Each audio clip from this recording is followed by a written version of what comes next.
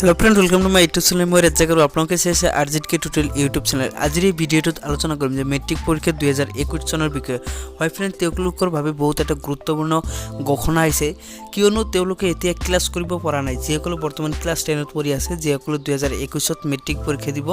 তেওঁলোকৰ বহুত লস হৈ আছে মানে তেওঁলোকে ক্লাস কৰিব পৰা নাই তেওঁলোকৰ কাৰণে গভৰ্ণমেণ্টে ক্লাস কৰাৰ সুবিধা কৰি দিছে হয় ফ্ৰেন্ড তেওঁলোকে ক্লাস কৰিব পাৰিব ঘৰত বহিয়ে আৰু তেওঁলোকৰ স্কুলৰ যেসকল শিক্ষক আছে সেই শিক্ষকসকলে তেওঁলোকক পঢ়াব আৰু সেই শিক্ষকসকলে কেনেদৰে পঢ়াব সবিশেষ এই ভিডিওটোত আলোচনা কৰিম তো আপোনালোকে এই ভিডিওটো প্ৰথমৰ পৰা শেষলৈকে চাই থাকিব স্ক্ৰীনত আপোনালোকে এটা নোটিফিকেশন চাই আছে আৰু এই নোটিফিকেশনটো হৈছে বৰপেটা ডিস্ট্ৰিক্টৰ মানে সকলো ডিস্ট্ৰিক্টতেই এনেকুৱা ধৰণৰ নোটিফিকেশন দি দিছে এইটো দিছে বৰপেটা ডিস্ট্ৰিক্টৰ আৰু এইটো শিক্ষা বিভাগত কি কৈছে আৰু যদি এই ভিডিওটো যদি কোনো ষ্টুডেন্ট বা কোনো শিক্ষক বা কোনো যদি অভিভাৱকে চাই আছে তেতিয়াহলে তেওঁলোকে সকলোৱে গুৰুত্ব দিব কিয়নো এই ভিডিওটোত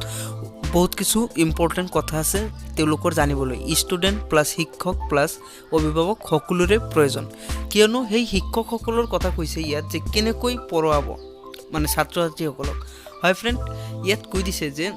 ছাত্ৰ ছাত্ৰীসকলৰ অভিভাৱক যিসকল আছে আৰু ছাত্ৰ ছাত্ৰী আৰু শিক্ষকসকলৰ মাজত এটা হোৱাটছএপ গ্ৰুপ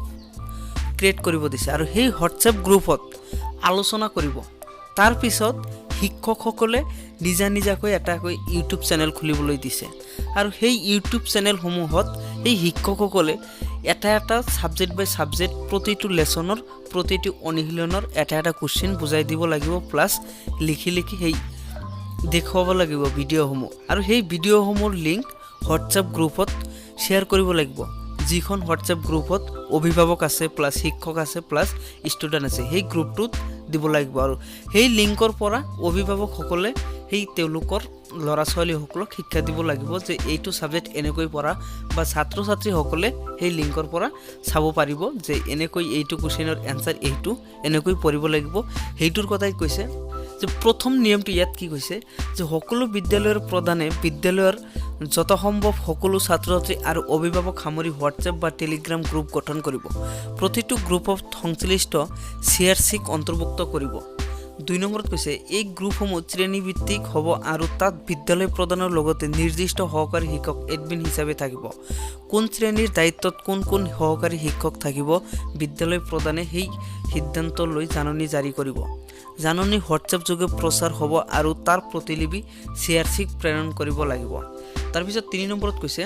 যে শৈক্ষিক দিনপঞ্জী অনুযায়ী প্ৰতিটো শ্ৰেণীৰ সকলো বিষয়ৰ